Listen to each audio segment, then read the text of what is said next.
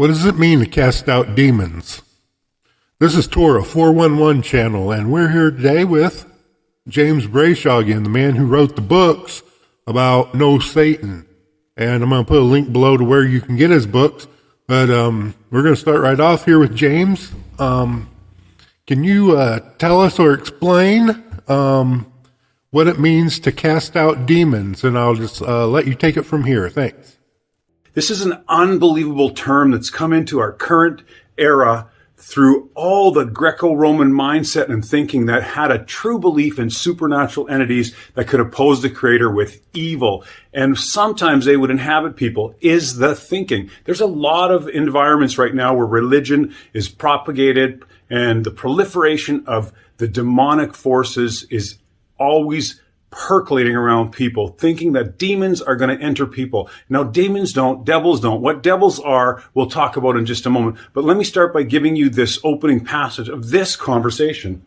In Matthew 7:22, what we read is, many will say to me in that day, Lord, Lord, have we not prophesied in your name, and in your name cast out devils, and in your name done many wonderful works? What is going on there in Matthew chapter 7, verse 22? And you go ahead and read the entire passage to glean the context. That's the most important element about learning about what is being said in Bible passages, both the Old Testament and the apostolic writings, often called the New Testament.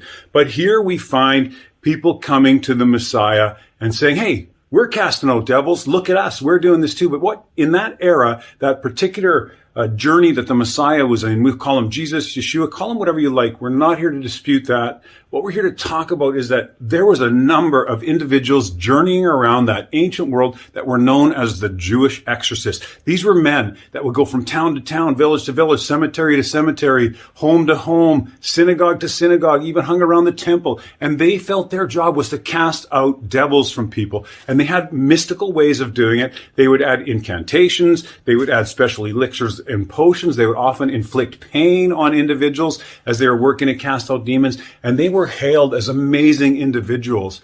Those were the devil caster outers of the day, the Jewish exorcist. And Messiah, the Jesus of the time, known also as Yeshua, did not want these people to be seen as working on behalf of the Creator God, because they really didn't know him. They didn't follow the path that he was suggesting an individual follow. They followed their own path. It was a path of self-glory, so they could actually use their practices of casting out devils and actually have people drawn to them as human individuals. And they did many wonderful works in his name. Sure, they liberated people from certain things, certain devils. But what is a devil? If we back up biblically and go way back into the prophecy of Isaiah about what the Messiah would do, we can begin to understand what devils are. He was prophesied to come into a time and he was going to remove our infirmities, is what the passage says. Let me just read that to you. So that passage in Isaiah that talks about what the Messiah would eventually do as far as healings and casting out devils goes simply says this: surely he's borne our griefs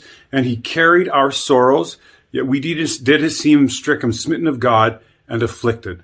So he bore our griefs and carried our sorrows. We note in this passage that this Messiah did some things that were very impactful on the human condition. So knowing that Isaiah was talking about a future interaction with a superhuman individual, we'll call him, seemingly superhuman by what the passages are indicating, but potentially he was the express image of the Creator. Nonetheless, Isaiah was expecting a messianic figure to come that was going to take afflictions and heal griefs and sorrows. And the whole context of Isaiah's meaningful prophetic thoughts is that somebody's going to come and help heal us from stuff. And we see that moved on into the New Testament, where the word devils is often put into play. Just reminding you about that verse that we're keying on today, Matthew 7:22. Many will say to me in that day, Lord, Lord, have we not prophesied in your name, and in your name cast out devils, and in your name done many wonderful works? So again, these are things that people thought they were doing on behalf of the Creator, and the Jewish exorcists known to roam about that land in the ancient world and afflict and inflict harm on people as they tried to eradicate illness, false ideas and beliefs, mental health issues. They tried to remove them from people by their craft. And it was a harmful, hurtful, and controlling manner in which they did. They took glory to themselves, but they said, hey, we're doing this on behalf of you, God or Jesus or Yeshua at the time. And we find their The realization comes when they say, cast out devils in your name. What are the devils? Well, quite simply put, if we look at he was possessed with the devil, that phrase is demonizomai. And the fact that it refers to struggling with an issue is more clear if we look at the origins of the word demonizomai and how they play off of the Hebraic view of the Old Testament. Remember, the Christ of the day, the Messiah, the Jesus, his apostles were all Hebrew thinkers because they played around the Pharisaical teachings in much of their growing lives. That Aramaic culture that they were living in had a view of the demonizomai as a view of, hey, you or I are dealing with a situation here that could be an illness. It could be any kind of mental health issue. It could be a false idea or belief. It could be an outside agency or force of humans that's trying to oppose us. A demon could be simply a really bad situation in the moment. And the people that were known to be the Jewish exorcists would go and try to remedy these things for people using their illicit craft to try to do it. Now, we look a little further in Matthew chapter 8 to just get another picture that demons, or the demonizomai, the being possessed of a devil, is how the English puts it, but it's, again, Greek, demonizomai, only meaning somebody struggling with something very serious that's harming them. And in Matthew 8, we now see another framework for this. And it says in Matthew 8, 16, 17, when the evening was come, they brought unto him many that were possessed with devils, and he cast out the spirits with word and healed all that were sick, that it might be fulfilled. That's a great passage to take off the shelf and pick it. Look at, he's casting out devils and healing sick. These are two separate things. But let's go to the context of that. When Jesus was come to Peter's house, he saw his wife's mother was laid up and sick with a fever, and he touched her hand, and the fever left her, and she rose, and then she fed these people in her home. When the evening was come, this is the exact passage I just read, they brought unto him many that were possessed with devils. Okay, pause right there. The demonizomai is the words possessed with the devil. And being possessed with the devil is just a clear follow-up of what the Messiah just did. There was a sick or an ill person with a fever, and he touched her, and she became well. Was it the love? Was it the caring? Was it magic and mystical? Was it some supernatural phenomenon? We can't know that today.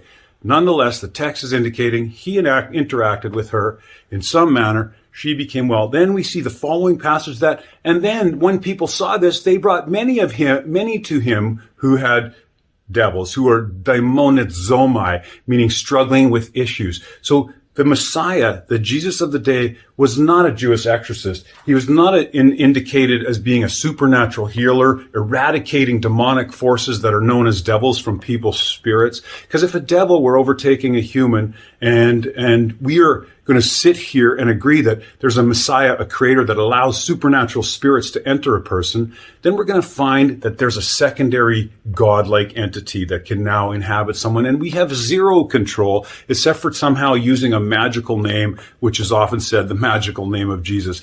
There's no magic in the name. The Jewish exorcists of the day thought they were invoking magical names when we cast out demonizomai in his name. The belief is they were using the magical incantations to eradicate things. And that's an ancient Egyptian concept that filtered its way in through Egypt and through Babylon and Persia and Greece and Rome and into that first century.